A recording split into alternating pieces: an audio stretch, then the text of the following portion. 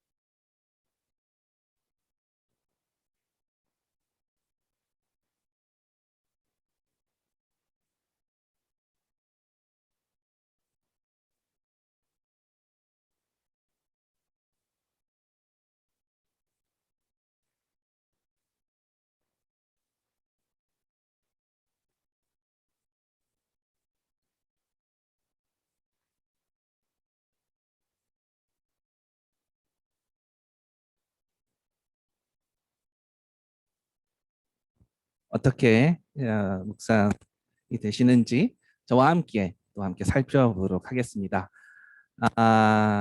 네, 우리 모두 말씀에 아멘 했는데 도대체 어떤 아멘을 하셨는지 또 여쭤보고 싶은데요. 어떤 말씀 구절에 가장 아멘 되셨나요? 첫째 날이라 이 말씀에 아멘 하셨나요? 아니면 하나님이 이르셨다 이 말씀에 아멘 되셨나요? 어떤 말씀에 아멘 되셨나요? 네, 우리가 다 모든 말씀에 다 아멘 되셨겠죠? 그 중에 특별히 오늘은 하나님이 빛을 낮이라 부르신 것, 또 어둠을 밤이라 부르신 것, 그리고 좋았더라 하셨던 이 부분, 예, 이 부분을 좀 살펴보려고 하는데 우리가 지난 목요일 우리 강동희 선교사님 사경회에서 충분히 아주 깊숙이 말씀 연구하면서 들었습니다. 못 들으신 분들 또 있고 들으신 분들도 있는데 들으셨던 분들은 조금 보완이 되는 시간이고 못 들으셨던 분도 괜찮습니다. 예, 처음 들으셔도 괜찮을 것 같습니다. 목요일 우리 창세기 사경회가 10 to 10, 10시부터 10시까지 진행이 되었죠. 자, 엘토토에서 공지 보시고 다녀오신 분도 계시고 또 평일이라 사실 참석이 좀 어려웠을 거예요. 쉽지 않았을 건데 저도 현장 참석은 안 했지만 온라인으로 10시부터 10시까지 아주 긴 시간 주님과 깊은 교제 안에 또 강동희 선교사님의 도움을 받아서 함께 은혜를 누렸습니다. 사실 어지간해서는 이 10시부터 10시까지 이 긴 시간 앉아있기 참 힘들잖아요. 사실 온라인에서 이렇게 보고 있는 것만 해도 막 앉았다 일어났다 뭐 이렇게 좀 이렇게 기댔다가 나가서 물도 마시고 왔다가 했는데 뭐 현장에서는 참 깝깝하셨을 수도 있습니다. 그렇지만 주님께서 주신 은혜가 있었기에 그 시간이 가능했었던 것 같습니다. 또 말씀 사경회 끝나고 제가 톡방에 우리 창세기 사경회 나눔 해달라고 좀 이렇게 부탁 이렇게 말씀드렸었는데 좀 이렇게 활발하게 나눔이 되진 않았지만 그래도 금요일 날 예배 끝나고 나눔하셨던 시간이 있어서 참 좋았던 것 같습니다. 좀 더 활발하게 우리가 함께 나눔 가운데 동참했으면 좋겠고요. 사실 창세기 말씀이 양이 너무 방대해서 10시부터 10시니까 12시간이고 사실 중간에 쉬는 시간 빼면은 거진 한 8시간 반에서 9시간 정도 그냥 정주행하면은 이렇게 쭉 들어야 되는데요. 양이 너무 방대해서 조금씩 나눠서 한번 다시 리플레이 다시 한번 재생해서 들어보셨으면 좋겠고요. 이번 주간에도 그 창세기 말씀을 한번 이어나가서 계속 우리가 한번 볼 수 있으면 좋겠습니다. 제가 도움 드려보겠다고 다시 금요일 날 동일한 본문으로 창세기 1장 1절 태초에 하나님이 천지를 창조하시니라. 그 말씀을 제 관점으로 말씀드렸었는데 조금 보완이 되셨기를 바라는 마음입니다. 하나님이 창세기 1장 1절에 히브리어로 뭐라고 표시되어 있었죠? 엘로힘, 엘로힘으로 표시되어 있었죠. 히브리어 원어에는 창세기 1장에 가장 먼저 하나님이 하나님 자신의 이름을 무엇이라고 나타내셨다고요? 엘로힘, 엘로힘이라고 먼저 선포해 주셨습니다. 그리고 나서 창세기 2장 4절 이후서부터는 다른 이름이, 그러니까 엘로힘은 같은데 그 앞에 무엇이 붙어 있죠?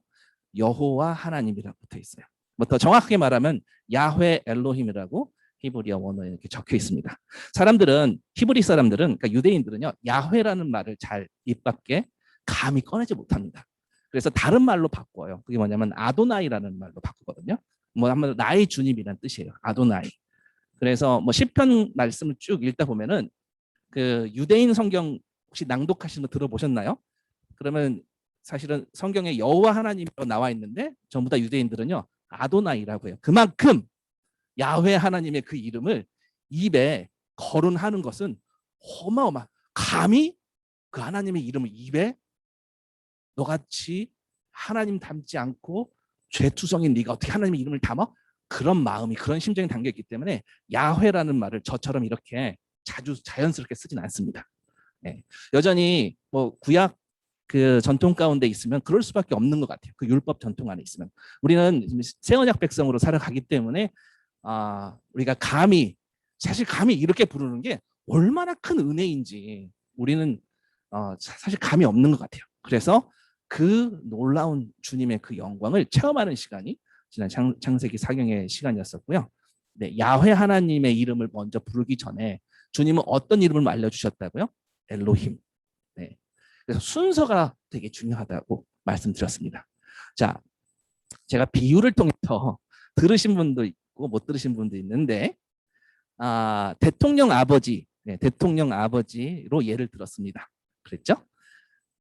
창세기를 통해 그분이 하나님께서 먼저 알려주신 이름은 하나님이 스스로 자신의 집무실에서 집행하실 때 쓰시는 이름 엘로힘, 그 이름을 먼저 알려주셨다라고 했습니다. 마치 내 아버지가 대통령일 경우에는 조금 이상하지만 아버지가 대통령인 것을 먼저 선포하시고 그 다음에 그와 나의 관계를 다음에 선포됐다는 말씀인데요. 그래서 우리는 먼저 하나님의 주권과 하나님의 집무실에서 보여주시는 그 놀라운 영광, 우주적으로 선포하시는 그 놀라운 하나님의 거룩하심, 그것을 행하시는 곳이 우리는 쉽게 그냥 다른 말로, 사실 이런 표현은 제가 이해를 돕기 위해서 비유적으로 표현한 것이지 하나님의 오피스는, 하나님의 나라는 사실 제가 집무실이라고 한 표현을 담아둘 수 있는 표현이 아닙니다. 감히 그렇게 할 수 없거든요. 근데 조금 비유를 들어보는 것입니다.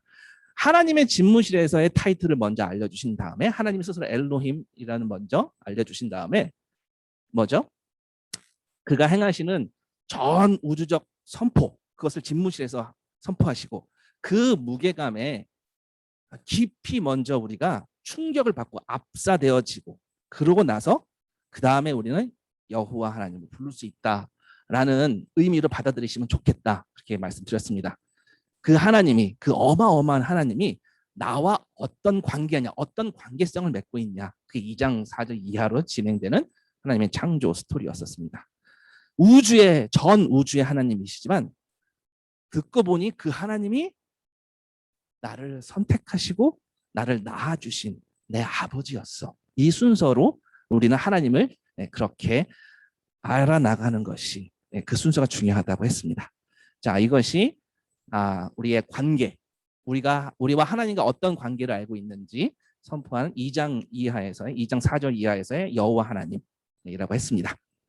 그 어마어마한 하나님, 1장에서 선포하시는 그 어마어마한 하나님의 주권, 그 놀라운 영광, 그 거룩하심 앞에 서면서 그분을 얼만큼 알아가는 것이 중요한지 저희가 많이 아주 절절히 느꼈을 것입니다. 그것이 우리 인생의 목표가 되기를 바란다는 말씀이었는데요. 주님을 더욱더 알기를 원한다는 것이 우리 전 인생의 목표 지점이 되기를 바란다는 말씀이었는데요. 그게 왜 목표라고 말씀드렸었나요?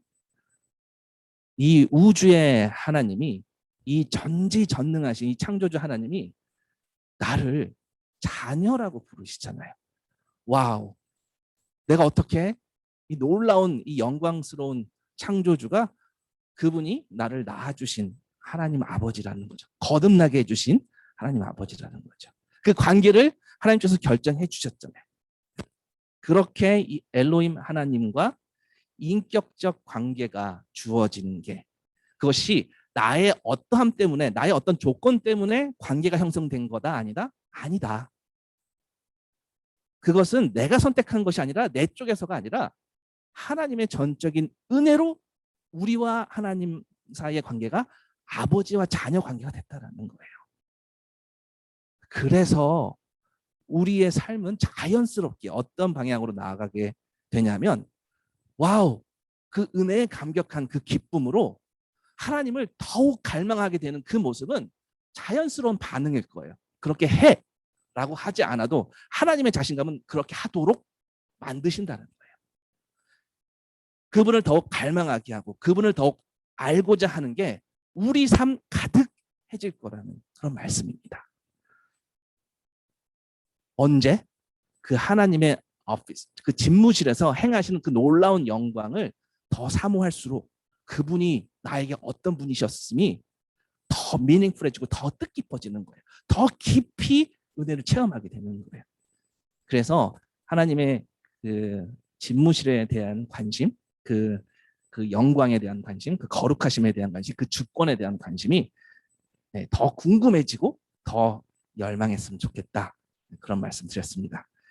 이 하나님의 이 역동적인 그 역사가 온 우주에 선포되면서 그 집무실에서 행하시는 어마어마한, 자신의 어마어마한 영광을 나타내시고, 그것이 얼만큼 찬란한 주님의 권위이신지 파워이신지 그것이 더 궁금해지고 더 열망되어질 것 같아요. 우리 하나님의 최고의 연합, 그 삼위일체 하나님이 엘로힘이라는 하나님 안에 담겨져 있는 성부 하나님, 성자 하나님, 성령 하나님의 그 완벽한 조화, 이 땅에 그 어디에서도 발견할 수 없는, 아들은 아버지를, 아버지는 아들을, 또 그 사이에서 조용히 수면이 운행하는 성령 하나님처럼 그 아름다우심을, 그 영광을 우리는 그 무엇보다 먼저 알고 싶어하는 그런 갈망이 생길 거라는 것입니다. 그 위대함이 무엇인지 더 궁금해지고 주님의 그 주권에 압도되어지고, 정말 하나님은 피조물과 구분되어지는 창조주의 그 거룩하심, 사실 그 거룩하심은 나아가면 나아갈수록 우리는 원래는 어떻게 될 운명이었냐면 그냥 consuming fire, 소멸하는 불 가운데로 나가면 나갈 때 우리는 어떻게 돼요? 불에 타 죽죠. 불에 타 죽어요. 나답과 아비후가 레위기 10장에서 그렇게 죽었잖아요. 맞아요. 하나님의 그 거룩하신 가운데 더 깊이 들어가면 들어갈수록 우리의 운명은 너무나 멸망 가운데 처해져야 되는, 그것이 너무나 당연하다는 것을 알게 될 거예요. 그럼에도 불구하고 더 죽을지라도 더 주님께 나아가고 싶을 것 같아요. 그 누구와 같지 않은, 그 어떤 것과도 같지 않은 그 정말 독보적인 창조주만의 그 위대함이 선포되어지기를 더 갈망하고 더 고대하겠죠. 그 하나님의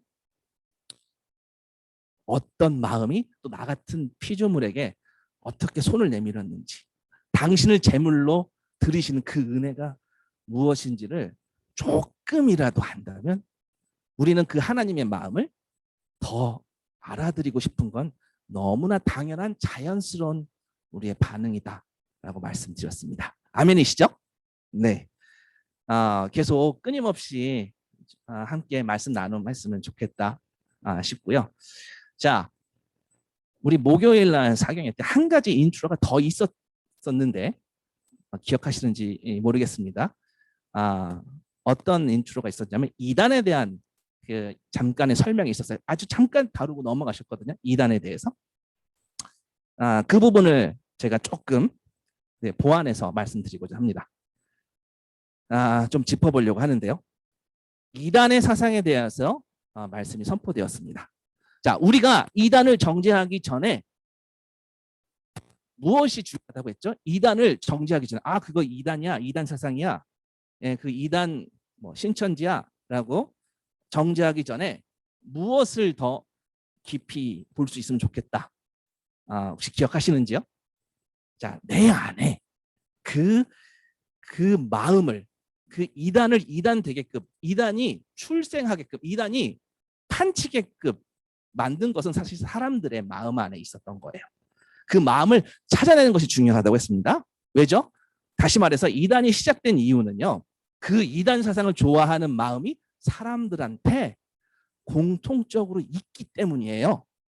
그 마음이 있기 때문에 그거랑 좌석이 딱 붙어서 이단 사상이, 이단 교주가, 이단 활동이 생기는 거거든요. 자, 구원파 이단 사상이 내 안에 있을 수 있어요. 아니, 사실 있어요. 있다고 보시면 그게 더 바른 판단이 될 수 있을 것입니다. 영지주의, 그 요한이 그토록 경계했었던 영지주의, 그 이단 사상이 내 마음 안에 도사리고 있어요. 근데 그 마음을 찾아내는 게 중요하다. 이단 사상을 정죄하기 전에 내 안에 있는 그 이단을 끌어당기는 내 안에 자석이 있다고요. 그것을 밝히는 게 더 중요하다는 거죠.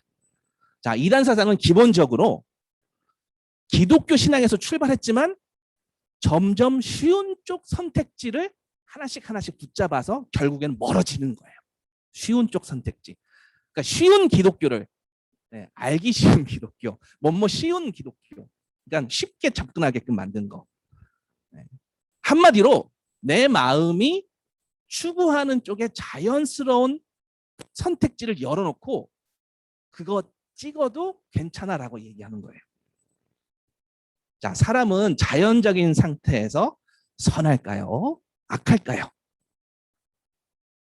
선하다고 보시는지요? 악하다고 보시는지요? 제가 자주 거수하라고 하는데 선하다고 생각하시는 분 손 들어보십시오. 악하다고 생각하시는 분 손 들어보십시오. 네, 지금 다수결에 의하면 악하다는 좀 많습니다. 선하다고 보시면, 사람은 원래 선하다고 보시면 기독교가 걸어가는 방향의 믿음과는 같은 방향은 아닙니다. 기독교는 사람은 선하지 않다, 거기에서 출발을 하거든요. 자, 예를 들어볼까요? 영지주의. 자, 영지주의는 기본적으로 영육 이원론적 사고방식에 뿌리를 두어요. 조금 이해가 안 되죠? 근데 이게 우리가 실제로 너무나 좋아하는 사상이에요. 영육 이원론적 사상을 우리 마음에 그거 진짜 막 자석처럼 빨아들이고 싶은 그런 습성이 우리 안에 있어요. 오케이. 자, 이 왜곡된 이원론인데요. 사실 이원론은 저는, 그러니까 흑백 논리는, 저는 선과 악의 논리는 분명히 우리가 견지해야 된다고 봅니다. 그렇지만 영과 육의 이원론, 따로따로 노는 이원론은요, 완전히 왜곡된 사상이거든요. 즉 영과 육을 완전히 영 따로 육 따로 생각하는 사상인데, 이게 왜 우리의 마음을 자극하냐? 자, 이래요. 육은 가망 없고 악하고 어쩔 수 없어, 타락하고 소망 없는 존재야. 그런데 영혼은 구원받을 수 있는 소망이 있고 선하게 나갈 수 있고, 그래. 그래서 결국에는 영혼이 구원을 받는 것이지 육은 어차피 소망 없는 존재야. 이런 말씀에서, 이런 가르침에서 시작이 됩니다. 그래서 영지주의, 영적 지식이 영지거든요. 영지주의, 영적 지식을 통해 내가 깨달음을 통해 나의 영혼이, 나의 존재가 구원에 이르른다고 믿는 믿음이에요. 나의 존재에 대해서 육은 떼어버려요. 그러니까 영과 육을 분리해서 이원론을 생각하는 거죠. 그런 신앙인데요. 왜 이것이 우리의 마음과 찰떡궁합이냐? 내가 깨달음만 있고 그 깨달음을 구현하는 내 육신의 삶은 괜찮아. 그 쉬운 기독교예요. 쉬운 기독교. 쉽게 말해서. 기독교와 큰 차이 없어 보입니다. 그들이 주장하는 영적 지식의 이 삶에 대한 진리 탐구에 대한 진리 추구에 대한 그 마음은 큰 차이가 없어 보입니다. 그들도 이렇게 얘기해요. 인간은 인간의 눈은 어두워서 더 밝은 영적 지식, 결국 이제 예수의 가르침이거든요. 그것을 붙잡아야 한다. 그 영적 지식을 분별해야 된다. 그들도 이렇게 얘기했어요. 네, 계속해서 이 영적인 이 지식을 또 배우고 또 배우고 또 가르치고 그래야 된다고 했어요. 그 영적 지식 위에 굳게 서자고 했다니까요. 예수의 가르침 위에. 그들은 그러나 마치 구원파 같은 비슷한 사상이에요. 이렇게 영적 지식을 붙들고 그 영적 지식을 얻었으니 아멘 했으니까 내 삶은 어차피 이 땅에서 육의 삶은 내 육의 모습은 내 영혼의 구원을 어떻게 하지 못해요. 영육 이원론적이거든요. 그래서 내가 더 영적 지식을 추구하고 탐구하고 그래서 더 고급 영적 지식을 갈망하고 뭐 하이 레벨의 고퀄의 그런 지식들을 쫓아갔어요. 사실 이 부분은 좀 구원파랑은 좀 다릅니다. 구원파는 그렇게까지 깊이 파진 않습니다. 근데 영지주의자는요, 그들의 헬레니즘 사상과 접목이 돼서 굉장히 지식을 탐구했었어요. 자, 굉장히 치명적입니다. 기독교에. 초대교회가 이 영지주의 사상에 완전히 잠식당했어요. 요한계시록에 보면 니골라당 이야기가 나오죠. 니골라당 이야기 나옵니다. 버가모 교회에 보낸 편지에 보면은 편지 내용 중에서 니골라당의 교훈을 지키는 자들이 있도다. 누구냐면 영지주의자들이에요. 영지주의자들. 계시록 2장 15절에 나와 있습니다. 니골라당을 그 교훈을 지키는 자들. 니골라당의 가르침을 따라가는 사람. 왜? 내 마음이 니골라당의 가르침과 찰떡궁합이거든. 그래서 쉬운 선택지예요. 자, 초대교회에 침투한 영지주의가 얼마큼 심각했는지 보여주는 흔적이죠. 자, 니골라당은 이 니골라당의 지도자가 누굴까요? 니골라. 영어로는 니콜라스거든. 니콜라스. 네. 근데 그 니콜라스가 거느리는 파라는 거예요. 자, 어디 출신이냐? 이 사람은 안디옥 출신 이방인이에요. 근데 사도들한테 기독교 신앙을 전수받고 아멘하고 심지어 사도들한테 직접 7 집사 중에 하나로 안수까지 받았어요. 헐. 사도행전 6장 볼까요, 우리? 사도행전 6장.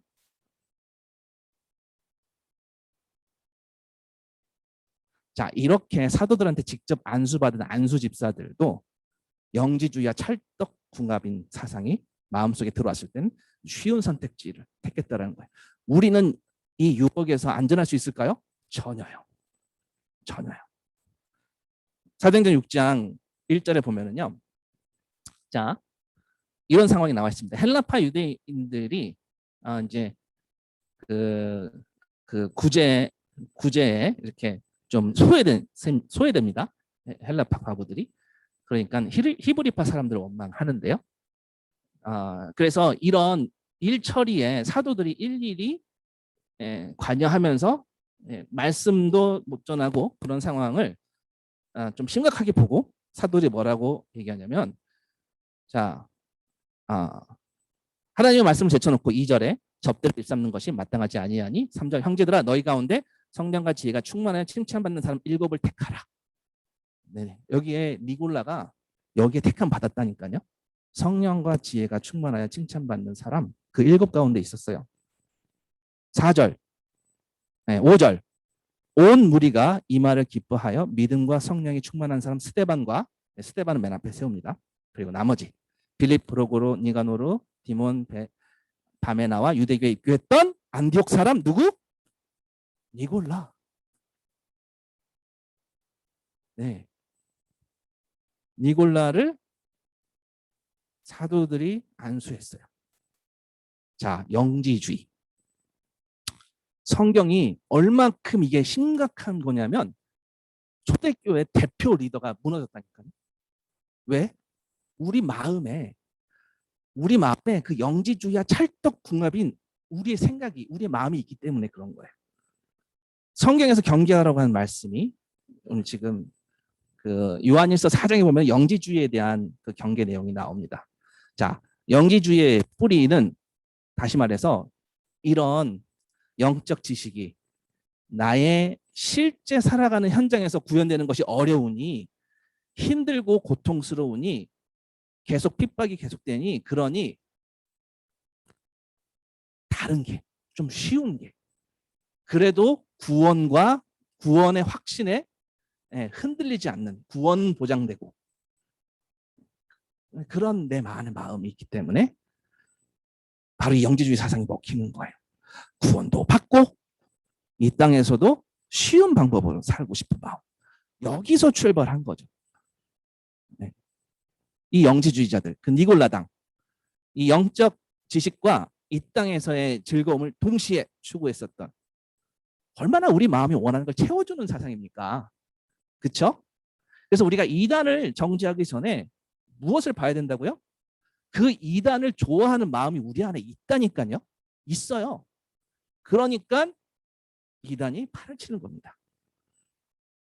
힘들고 고통스럽고 어려운 길 말고 쉽게 가는 길. 쉽게 가도 구원이 보장되는 길. 그런 것이 있다고 믿게끔 만드는 마음. 주님은 절대 동의하시지 않는 마음이죠. 그것을 교리로 발전시켜 놨으니 얼마나 거기서 신앙생활을 하고 싶을 거예요. 자, 영적 지식으로 구원은 따놓은 당상이고, 자, 영과 육은 이원론적이니, 자, 육과 영은 연결된 것이 아니니, 그래서 결국 쾌락주의로 빠질 수밖에 없었던 거예요. 네, 타협하고 급기야 기독교 교리를 뒤틀어서 합리화하는 거죠. 사실 이 영지주의는요, 교회 안에 있는 그리스도인에게 생각보다 많이 받아들여지고 있어요. 우리는 그게 영지주의라는 타이틀만 안 붙였을 뿐이지, 하나님을 아는 지식이라는 그 이름으로 무섭습니다. 그렇죠? 하나님을 아는 지식이 아무리 훌륭해도 나의 그 하나님 아는 그 지식이 내 육체가 걷고 있는 현장에서 열매가 없다면, 내 가정에서, 내가 일하는 직장에서, 내 발걸음이 머무는 그곳에서 하나님을 아는 그 지식만큼 동일한 양으로 무게감으로 구현이 되지 않는다면 영지주의자의 가능성이 많습니다. 영지주의자인지도 모른 채. 하나님을 아는 지식이 많으면 많을수록 좋아 보이죠? 좋습니다. 근데 치명적인 게 있어요. 그건 예수님이 직접 뭐라고 말씀하셨냐? 누가복음 12장에 한번 보시겠어요? 12장 47절에. 예수님 직접 말씀하신 것을 보시면 하나님을 아는 지식이 많으면 많을수록 좋을 수도 있겠지만 거기에 걸맞는 무언가가 필요하다는 것을 우리는 똑똑히 보게 됩니다. 덩달아 하나님이 더 많은 요구와 그에 걸맞는 열매가 기대되어진다는 것.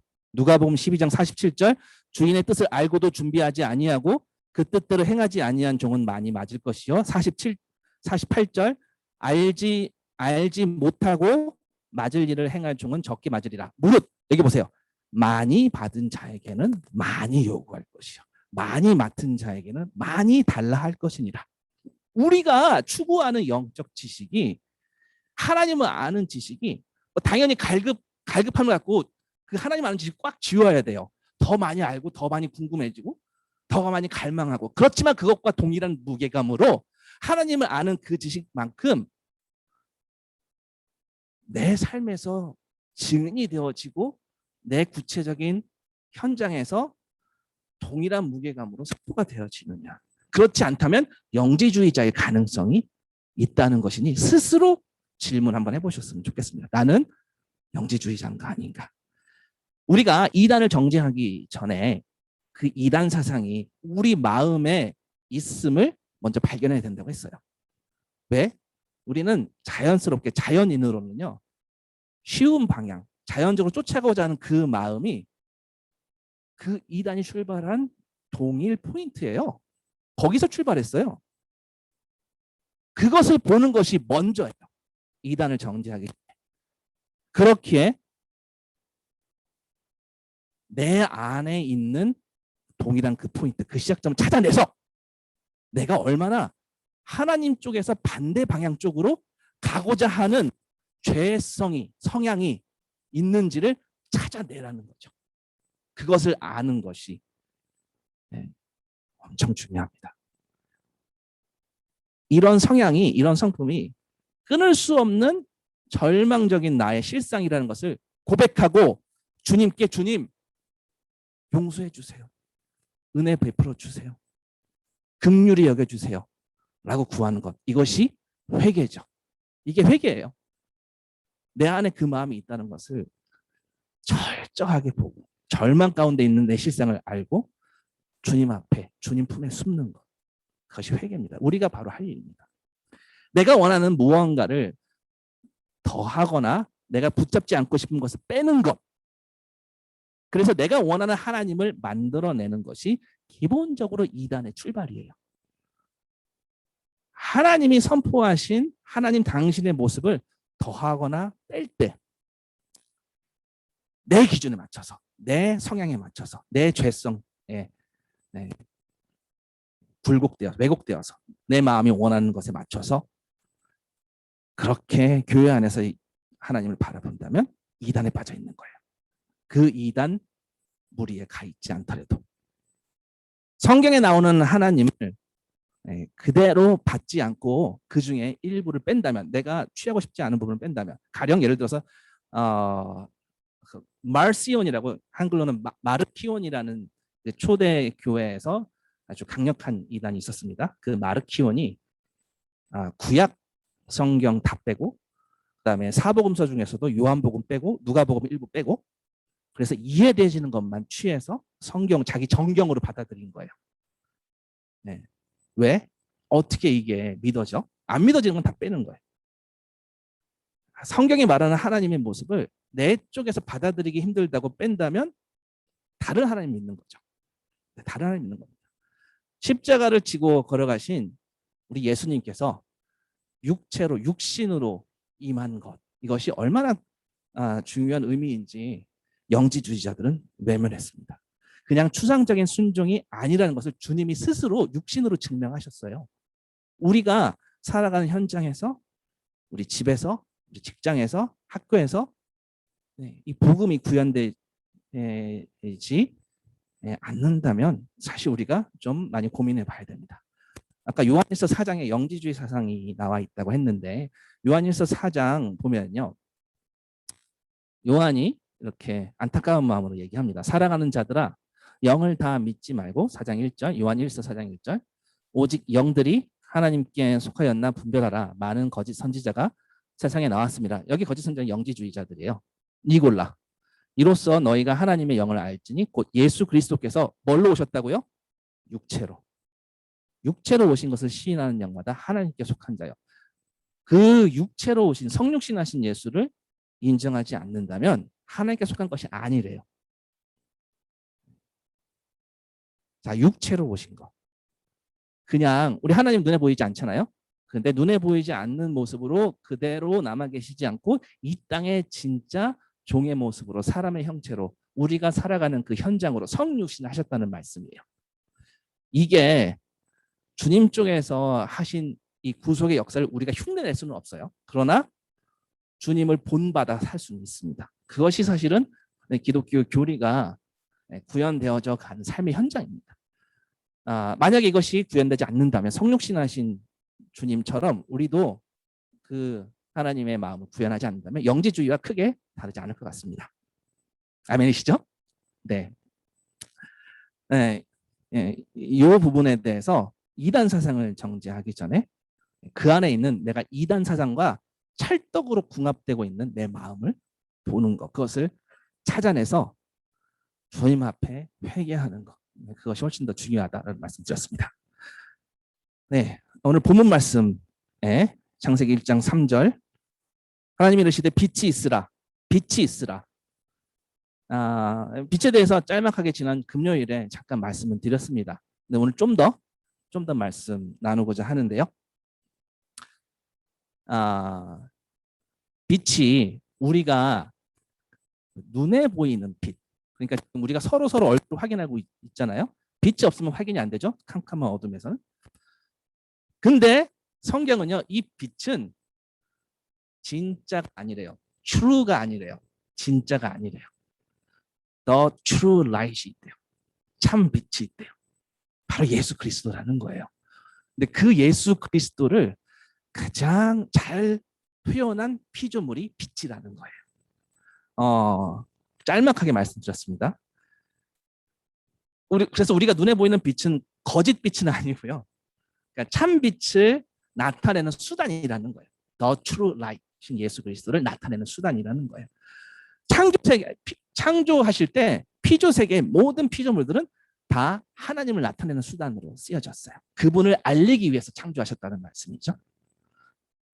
진짜 빛, 이 진짜 실체, 요한복음 1장 9절에 주님이 분명하게 선포해 주셨습니다. 진짜 빛, 참 빛, 곧 세상에 와서 각 사람에게 비추는 빛이 있었나니 그가 세상에 계셨으며 세상은 그로 말미암아 지은 바 되었을 때 세상이 그를 The true light, 진짜 참 빛을 나타내는, 우리가 눈에 보이는 빛은 보았지만 The true light, 진짜 참 빛은 못 봤다라는 거예요. 그런데 영접하는 자, 곧 그 이름을 믿는 자들에게는 하나님의 자녀가 되는 권세를 주셨으니 이는 혈통으로나 육정으로나 사람의 뜻으로 나지 아니하고 오직 하나님께로부터 난 자. 다른 말로 하나님이 택하신 자. 오늘 이 부분에 대해서도 빛을 창조할 때 하나님께서 어떻게 택하심을 선포하셨는지까지 말씀드리려고 합니다. 빛이신, 참 빛이신 예수. 바로 피조세계의 모든 존재들이 근원이 되는 피조물이에요. 이게 없으면 더 이상 피조세계가 굴러가지가 않아요. 아까 말씀드렸던 것처럼 예수 그리스도가 예수 그리스도를 가장 잘 나타낸 피조물이 빛이라고 했죠. 그래서 빛을 창조하시면서 하나님이 좋았더라 했던 것, 바로 예수를 나타내기를 너무 기뻐하셨다, 이런 말씀으로 보시길 그렇게 부탁드립니다. 그렇게 창조 하나하나가 하나님 자신을 나타낸 것이라는 것, 엘로힘 안에 있는 예수를 나타낸 것이라는 것을 꼭 붙드셨으면 좋겠습니다. 근데 빛을 창조했으니까 예수님이 피조물이나라고 하면 이게 여호와의 증인이라고 했어요. 그러면 안 돼요. 그거는 다른 사상입니다. 그 이란 사상입니다. 네, 자, 창조 때부터 우리가 살아가는 에너지 소스, 에너지 근원, 그것을 빛이라고 하신 건데요. 빛이 없으면, 이 에너지가 없으면 생명이 시작할 수 없기 때문이에요. 자, 요한복음에서만 그렇게 말했을까요? 요한복음 그렇게 너무나 그 빛에 대해서, 이 참빛에 대해서 강렬하게 선포한 말씀이에요. 근데 요한복음에만 나타났을까요? 아니겠죠? 신약에만 나타났을까요? 아니겠죠? 구약에도 있겠죠? 우리 시편 볼까요? 시편 56장 볼까요? 시편 56장 13절. 주께서, 시편 56편 13절, 내 생명을 사망에서 건지셨습니다. 주께서 나로 하나님 앞 생명의 빛에 다니게 하시려고. 하나님 뭐래요? 생명의 빛. 하나님 스스로 피조물인 빛이라고 하셨어요. 그러니까 내가 빛이라가 아니라 빛이 하나님을 가장 잘 표현한 거라고요. 네.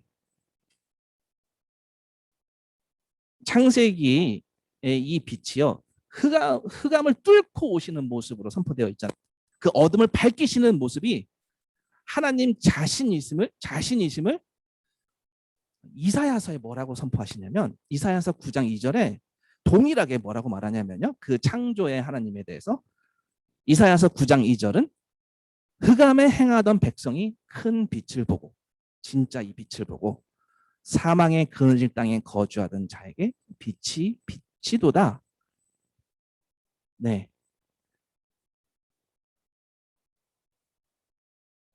흑암을 뚫고 오시는 모습, 어둠을 밝히시며 아침을 선포하시는 이 하나님의 이 모습을 시편에서도 이사야서에서도 동일하게 이렇게 말씀하십니다. 하나님이 말씀하심으로 빛이 있으라라고 말씀하심으로 그렇게 빛을 창조하신 것은요, 예수 그리스도를, 그 안에 있는 참빛 예수 그리스도를 나타내기 위함이라고 했습니다. 조금 어려울 수 있는데요, 어둠 가운데 사망 가운데 있는 우리에게 이 빛이 되어주시기 위해서 십자가에서 자기를 들이신 이 참 빛을 알라고 빛을 창조하셨어요. 이게 무슨 말이냐? 창세기 1장에 엘로힘 하나님이라고 선포하실 때, 하나님 히브리어로 엘로힘이라고 선포하실 때 그 안에 있는 예수를 계속 드러내시려고 한다고 했습니다. 그 예수를 드러내기를 기뻐하시는 하나님이 빛이 하나님이 보시기에 좋았더라. 왜요? 이 빛을 통해서 예수 그리스도를 나타내고자 하는 거니까. 다시 한번요. 왜요? 왜 기뻐하셨어요? 왜 좋아하셨어요? 왜 하나님께서 이것을 보고 선하다고 하셨어요? 왜요? 왜? 예수를 나타내려고. 어떤 피조물도 창조의 이유 하나하나는요, 다 하나님 자신을 보여주시기 위한 거예요. 그 예수 그리스도의 영광, 그 진리의 영광을 보여주시기 위한 거죠. 어떤 예수요?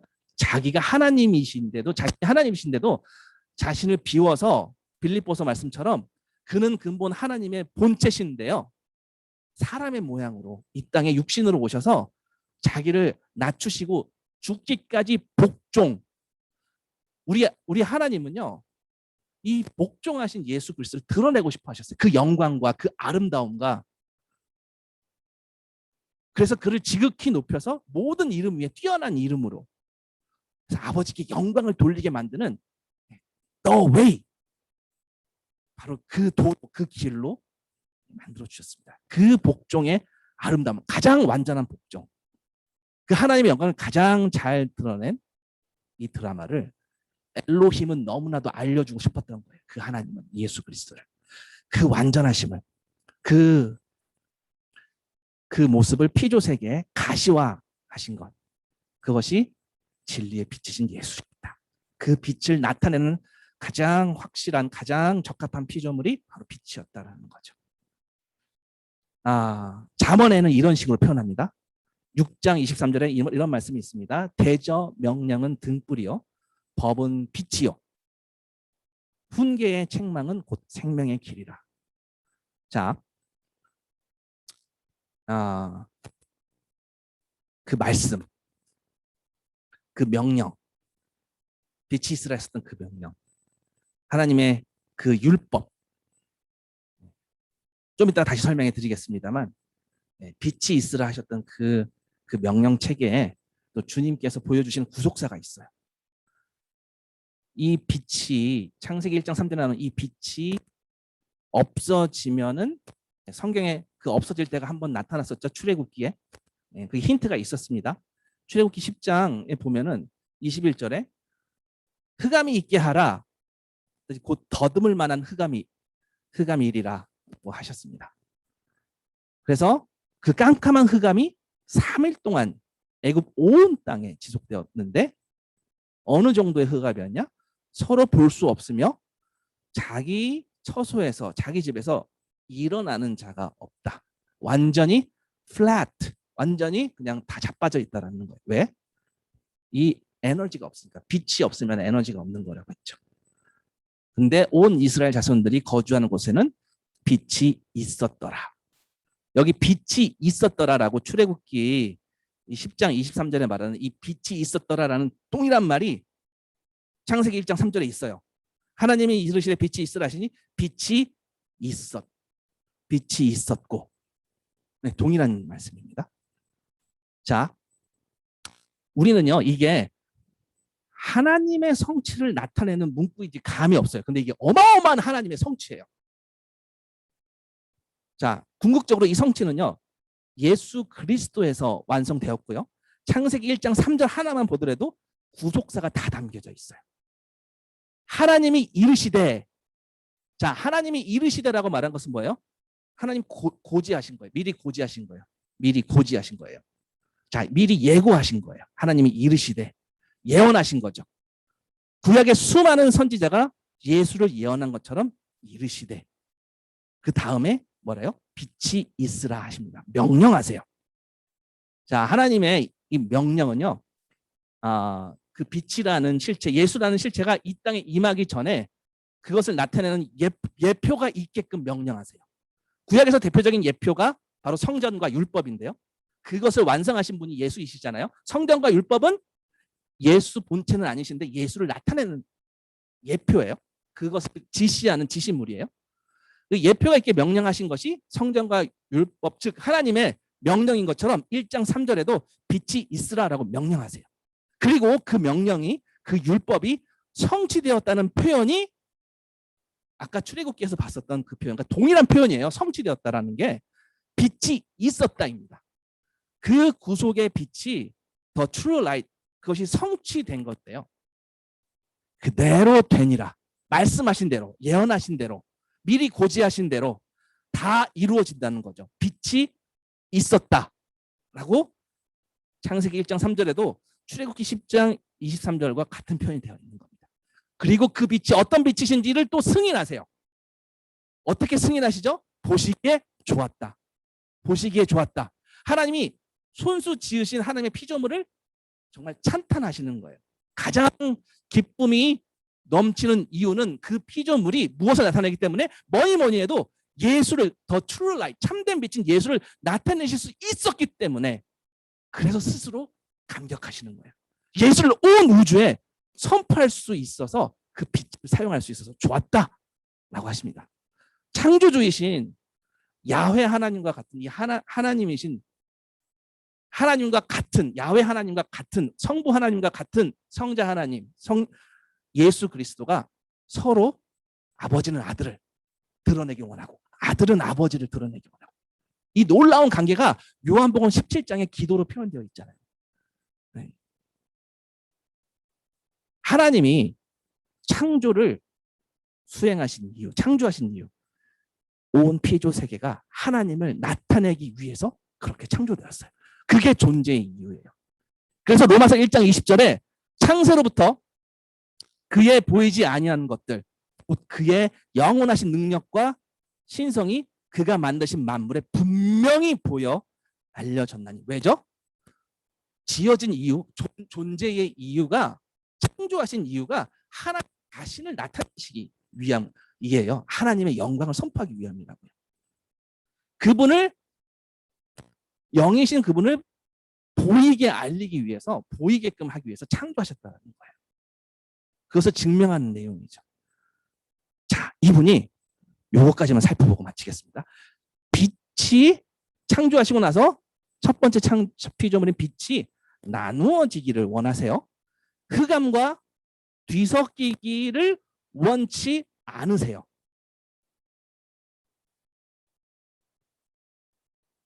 왜냐하면 자신을 드러내기 위해서입니다. 1장 4절에 하나님이 빛과 어둠을 나누사 이렇게 말씀하시는데요. 나눈다는 말은 하나님이 어떤 성품을 드러내시는 걸까요? 나눈다는 말은요, 히브리어로 와야브델이라고 합니다. 와야브델. 이것이 무슨 의미냐? 자, 와야브델, 나누사, 와야브델, 어둠과 빛, 어둠과 빛을 나누사. 이것은 무슨 얘기냐? 네, 궁창도 상층과 하층으로 나누고 낮과 밤을 나누고 와야브델 이렇게 하시거든요. 동일한 그 와야브델 단어가 레위기 찾아보겠습니다. 20장 찾아보겠습니다. 24절에 이렇게 나와 있어요. 레위기 20장 24절. 내가 전에 너희에게 이르기를 너희가 그들의 땅을 기업으로 받을 것이라. 내가 그 땅 곧 젖과 꿀이 흐르는 땅을 너희에게 주어 유업을 삼게 하리라 하였노라. 나는 너희를 만민 중에서 와야브델한 너희 하나님 여호와니라. 거기에 구별하니 와야브델이에요. 구별. 즉 어둠과 빛을, 낮과 밤을 구별하신 것은요, 하나님의 성품임을 드러내시고자 일부러 나누신 거예요. 일부러 쪼개신 거예요. 나누신 거예요. 그것이 하나님의 무엇을 선포하기 위함이라고요? 지금 힌트가 되는 단어는 구별입니다. 더 살펴볼 거예요. 민수기 8장 살펴볼게요.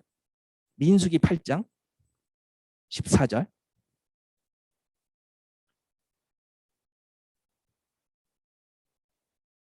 레위기 다음이 민수기입니다. 민수기 8장 14절. 너는 이같이 이스라엘 자손 중에서 레위인을 와야부델하라. 그리하면 그들이 내게 속할 것이라. 하나님께 속하는 것, 하나님이 끌고 하나님 거라고 한 것, 이게 뭐예요? 거룩하다고 칭해 주신 거죠. 다른 사람 거가 아니야. 넌 내 거야. 너는 구별된 거룩한 존재야. 라고 구별, 와야부델 하신 거예요. 왜요? 구별해서 하나님 소유로 삼는 게 목적이에요. 그렇지 않은 쪽이 있고 그런 쪽이 있다는 거예요. 내 소유로 당기는 쪽이 있고 나누어지는 쪽이 있다는 거예요. 이것을 창세기의 첫 창조서부터 주님은 정확하게 자신의 성품을 선포하세요. 와야부델, 구별하라. 바로 뭐예요? 하나님의 선택. 바로 하나님의 선택은요, 하나님의 주권을 가장 강렬하게 표현하는 단어가 선택이에요. 하나님의 자유로운 선택이 그분의 주권을 표현하는 방법이에요. 신명기 10장 8절. 신명기 10장 8절. 제가 시작할 때 오늘 말씀 짧게 나눈다고 했는데 평상시보다 더 길은 느낌이 왠지 막 드는데요. 이상하다. 내가 이렇게 길게 하려고 한 거 아니었는데. 네, 죄송합니다. 오케이, 요거 하면 됩니다. 창세기 첫 번째 창조부터 강조하신 성품을 말씀드리고자 신명기 10장 8절 하나 더 말씀드립니다. 그때 여호와께서 레위 지파를 와야부델하여 구별하여 나누사 창세기 1장 첫 번째 창조에 나오는 그 단어 또 쓰시는 거예요. 여호와의 언약궤를 매게 하며 여호와 앞에 서서 왜요? 그 이유? 바로 답이 있습니다. 그를 섬기며 예배하며 그것이 우리 창조의 목적이라는 거예요. 창세기는요. 첫 번째 창조 그 첫날부터 주님은 당신의 선택에 대해서 분명하게 말씀하셨습니다. 하나님께 속한 것이 무엇인지 가장 강렬한 표현이 첫날부터 담겨져 있어요. 빛을 어둠과 구별하시고 나누시고 택하신다는 하나님 쪽 주권을 하나님이 끌고 가시는 선택하시는 주권이 강렬하게 표현된 것이 빛을 어둠과 구별하시고 나누시는 장면입니다. 하나님의 백성은요, 당연히 이렇게 구별된 삶을 살아야 함을 또 말씀하시는 거죠. 아까 영지주의 얘기했을 때 그들은 구별된 삶이 아니라 어떤 삶이죠? 섞인 삶이에요. 섞인 삶. 니골라당. 제가 아까 오늘날도 니골라당이 있다고 했어요. 그분은 교회 중직일 수도 있습니다. 아침 일찍 예배에 참석하고 일부 예배 큰 교회 가면 7시 예배도 있고 8시 예배도 있죠. 그리고 이제 골프 약속하시죠. 거래처랑 약속 잡습니다. 네. 예배 드렸다 치고. 네. 그리고 이거 하나님의 사업이라고 하고. 네. 제가 여기 골프 치시는 분들을 다 싸잡아서 욕하는 건 아니고요. 섞을 때 골프 나쁜 악한 거 아니에요. 네, 맞습니다. 실내 골프장에서 할 수 있는데 문제는 섞을 때 구별되지 않을 때 그게 문제라는 거죠. 그분께서 경영하는 그 사업을 관리하기 위해서라는 어줍지 않은 핑계로 너무나도 당연하게 일부 예배를 드리고 골프 갑니다. 네. 골프가 악한 거라기보다도요. 사업과 하나님을 섞는 것, 합리화하는 것, 그것이 영지주의랑 다를 바 없다라는 거예요. 영과 육을 구별하는 이원론적으로 생각하는 것과 다를 바 없다라는 거예요. 골프만이 아니죠. 비단 골프만이겠습니까? 내가 미래를 위해서 무슨 보통 주말에 취준생 모임이 있죠. 옛날에 하연이가 많이 다녔었어요. 취준생 모임. 네, 그래서 교회를 안 왔었거든요. 네, 아니 그게 나쁘다는 거 아니에요. 취준생 모임 가야죠. 근데 언제 문제? 섞을 때. 네. 주님은 창세기 1장 첫 번째 창조서부터 구별, 나누고 성별하셨어요. 근데 미래를 위해서 좋아요. 취준생 모임 해야죠. 자녀를 위해서 무슨 대회 나가야죠. 식구를 위해서 뭔가 이렇게 또 희생을 해야죠. 다 좋아요. 나쁜 게 아니에요. 뭐가 문제죠? 섞을 때. 구별되지 않을 때. 예배를 희생시킬 때 문제가 있다는 거예요. 저는 그 자체가 그 행동 자체가 그 활동 자체가 악하다는 말씀 드린 게 절대 아니에요. 구별된 삶을 말씀드리는 것입니다. 하나님은 나누기를 원하시는데 당연히 우리는 섞지 말아야 되는 거죠. 자, 그리고 또 한 가지 중요한 하나님의 성품이 그 이름을 짓는 장면에서도 나오세요. 빛을 뭐라고 부르시죠? 뭐라고 이름하시죠? 낮이라. 그리고 어둠을 뭐라고 부르시죠? 밤이라고 부르세요. 자, 부른다. 다시 말해서 이름 해준다. 이름 지어준다. 그럼 알겠죠? 이름을 지어 불러준다는 것은요, 이 창세기가 쓰여져 있는 고대 지방에서는요, 이름이 주권을 선포하시는 행위예요. 이름을 지어준다라는 게. 다시 말해서 우리 성경을 찾아볼게요. 열왕기하 찾아볼게요. 열왕기하 23장 찾아볼게요. 열왕기하 23장 34절. 거기 애굽 왕 바로 느고가 요시야의 아들 엘리야김을 그의 아버지 요시야를 대신하여 왕으로 삼고 자기 수하로 거느린 거죠. 네가 대신 왕해 하면서 이 바로 왕이 그 느고가 그런 얘기를 합니다. 그의 이름을 고쳐 여호야김이라 하고, 그의 이름을 고쳐. 이름을 고치고 이름을 지어주는 건 뭐냐면요, 그 지어준 사람이 주권이 있다라는 거예요. 바로가 주권이 있다라는 거예요. 누구 위에? 요시야 아들 엘리야김 위에 주권이 있다라는 거예요. 주권을 선포하는 행위가 뭐라고요? 이름 짓는 행위라고요. 열왕기하 24장 17절, 그 다음 장입니다. 열왕기하 24장 17절. 바벨론 왕이, 이번에는 반대쪽 사이드에 있는 왕입니다. 애굽 말고 반대쪽, 저 위쪽. 바벨론 왕이 또 여호야긴의 숙부 마따니아를 대신하여 왕으로 삼고, 데려다가 왕으로 삼는 겁니다. 그의 이름을 고쳤어요. 그래서 시드기야라고 합니다. 이름을 고치는 행위. 고대에는요, 이 이름을 고쳐서 이름을 불러주는 행위, 짓는 행위가 왕의 주권적 통치 행위임을 나타내는 가장 중요한 행위예요. 이름을 짓는 거. 여기에 이 이름을 짓는 거에 또 복음의 메시지가 있어요. 주님은요, 어둠을 창조하셨다는 그 기사는 없거든요. 빛을 창조하셨잖아요. 어둠을 창조하신 게 아니라 그 대신에 어둠을 밤이라고 이름은 지으세요. 아멘? 왜? 하나님은요, 하나님 쪽으로 거룩한 쪽으로 성별한 자, 선택하신 자뿐만 아니라 또 하나님께 반역한 자, 사단을 포함해서 그 모든 것을 남김없이 호령하시는 분이라는 거예요. 우리 인생에서 사실 빛 가운데 거하지 못하고 어둠 가운데 있을 때도 있습니다. 그런데 빛에 있을 때나 어둠에 있을 때나 모두가 다 하나님의 주권 안에 있다라는 거예요. 슬피 울며 고통스러울 때 우리 한 번씩은 경험해 봤을 겁니다. 그런데 중요한 것은요, 하나님이 어둠을 부르셨어요. 밤이라고 부르셨어요. 하나님의 주권적 통치 행위예요. 주님, 나한테 왜 이러세요? 왜 이런 어려움을 주세요? 왜 이런 불의가 계속되는지, 왜 이 일이 빨리 해결되지 않는지, 너무나 주님 왜 그러시죠? 고통의 시간이 멈추지 않아요. 이 어둠이 있어서, 왜 도대체 이 어둠이 있어서 나를 왜 이렇게 괴롭게 하세요? 저를 차라리 만들지나 말지, 나를 왜 이렇게 힘들게 하세요? 왜 그러세요? 이렇게 우리가 하나님 잘 모를 때 표현할 때가 있습니다. 저도 그랬어요. 그때 주님은 뭐라고 말씀하시면요, 창세기 1장 첫 번째 창조를 보시면서 주님은 어둠을 밤이라고 부르셨어요. 주님이 그 밤도 통치하신다고요. 이렇게 답하시는 거예요. 그것도 하나님의 통치하에서 하나님을 위해 그분의 영광을 표현하기 위한 배경, 백그라운드라고요. 배경 화면이라고요. 그래서 그분의 때에, 그 카이로스에 반드시 하나님은 우리가 당하는 그 불의를 바로 잡으실 거예요. 그분의 때에 반드시 우리 신부들의 정당성을 입증해 주실 거라고요. 이 메시지가 가득 찬 곳이 어디죠? 요한계시록. 요한계시록이에요. 계시록. 근데 이 메시지가 창세기 때부터 시종일관 말씀하시는 거예요. 지금 어둠을 밤이라고 칭하시는 이 장면서부터 하나님의 주권 아래에 있다고.